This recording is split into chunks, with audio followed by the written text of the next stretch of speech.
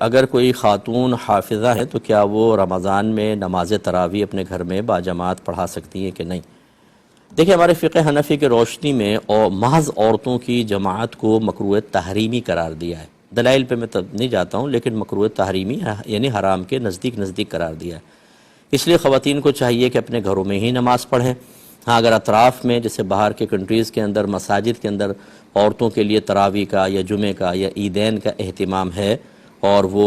باپردہ نکلتی ہیں، محارم کے ساتھ جاتی ہیں، یا مسجد قریب ہے تو چلیں 2-4 عورتیں مل کے چلی گئیں،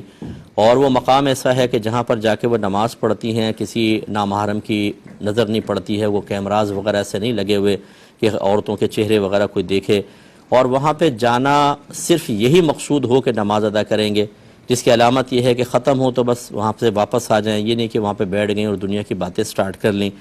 اور راستہ بھی پرامن ہونا چاہیے، یعنی کسی قسم کا کوئی عزت کا مسئلہ نہ ہو، لٹنے کا مسئلہ نہ ہو۔ تو ان اگر چیزوں کا خیال رکھ لیا جائے تو پھر اس طرح تو عورتیں مردوں کے پیچھے تو نماز پڑھ سکتی ہیں، لیکن خالصتاً عورتوں کی جماعت ہم منع ہی کرتے ہیں، فقہ حنفی میں منع ہے، اور یہ صرف حافظہ ہیں۔ ہاں، اگر ایسا ہوتا کہ کوئی عالمہ خاتون ہوتی، کوئی مفتیہ خاتون ہوتی جو یا اچھی تربیت کرنے والی ہیں،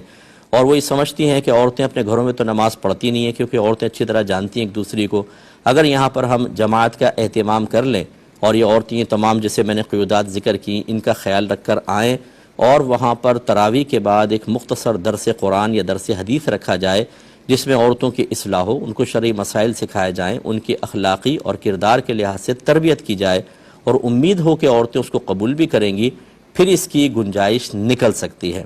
پھر اس کی اجازت دی جا سکتی ہے۔ یا پھر فرض کر لیں کوئی ایسی خاتون جماعت کرانا شروع ہو گئی ہیں کہ جن کے عقائد مسلمانوں کے عقائد سے متصادم ہیں، صحیح نہیں ہیں،